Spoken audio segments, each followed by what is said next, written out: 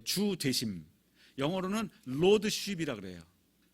그분이 주인 되심을 내가 인정하고 그분에게 주인의 자리를, 결정권을 내어드리는 신앙생활이에요. 근데 결정권을 막 좀처럼 주님께 드리질 않아요. 주님이 이런 것이라고 말씀하셨음에도 불구하고 그것을 결코 자기가 실천하지 않아. 이것이 이것이다 라고 하는 것을 이론적으로는 빠삭하게 아는데 자기의 삶 속에 예수님의 명령이 실천이 되질 않아요. 아는 거야 박사지요. 그래서 박사가 신앙생활 잘하느냐? 그건 아니에요. 저는 신학 박사를 얘기하는 거예요. 신학 박사가 신앙생활을 잘하느냐? 그건 아니에요. 그러므로 주님이 진리의 말씀으로 우리를 초청하실 때 정말 나의 삶의 주되심을 온전히 내어드릴 때, 그때 가서야 성령께서 이제 너는 내 것이다 라고 도장을 찍어주신다는 거예요.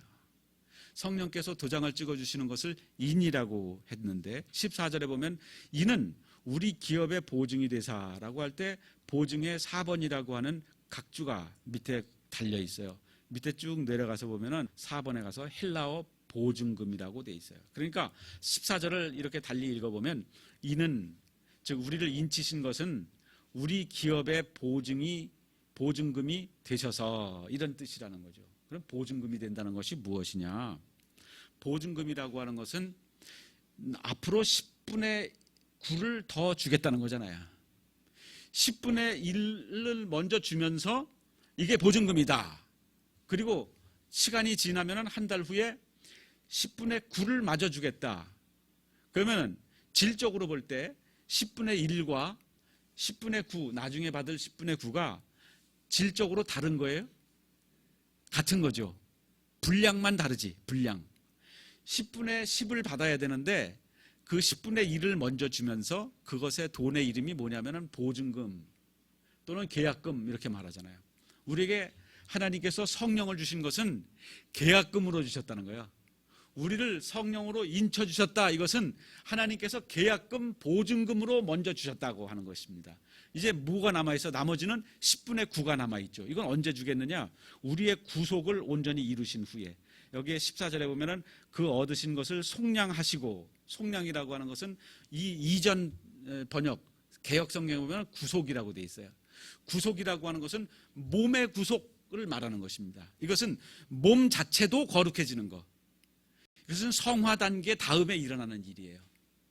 지금은 우리는 구원받은 후에 계속해서 성화되어 가고 있어요. 점차 예수 그리스도를 닮아 조금씩 거룩해져 가고 있어요.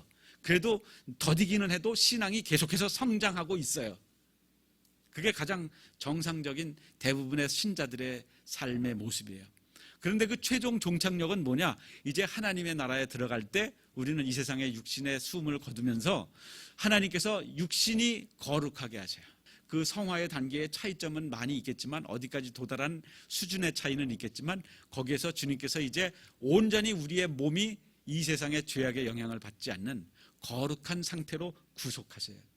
그것이 이루어지기 전에 하나님께서 그 천국의 그 기쁨의 보증금으로 우리에게 성령을 주신 거예요. 그 성령의 인치심을 받는다고 하는 것, 그것은 하나님께서 이게 이제 내가 합격시켜줬다라고 하는 그 품질의 보증이 있고, 두 번째는 이것은 내 것이다 라고 하는 하나님의 소유권에 대한 주장이 들어있고, 그리고 끝으로 세 번째는 내가 이것을 지킨다, 하나님께서 내가 이것을 지켜준다 하는 안전보장이라고 하는 세 가지의 영적인 의미가, 성령의 인치심이 바로 어떤 의미냐? 천국에서 우리가 상속받을 기업, 그 상속받았다고 하는 그 사실에 대한 보증금이라는 거예요. 그러니 이게 얼마나 우리 신앙생활에 중요해요. 이 세상에 살면서 신앙생활하면서 지옥 같은 신앙생활하는 사람들이 많이 있어요.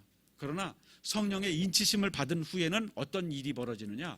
환경에 영향을 받지 않는 행복을 누릴 수 있어요. 즉 성령의 인치심을 받아야 그 보증금을 마음껏 누릴 수 있다는 거예요. 홈플러스 가면은 시식 주잖아요. 그 시식은 원래 그 고기 덩어리와 똑같은 맛을 우리가 누릴 수 있어요. 그러니까 여기에 살면서 우리는 천국을 누릴 수가 있는 것입니다. 그것은 성령의 인치심 가운데에서 나타나는 거예요. 이것이 어떻게 해서 가능하느냐?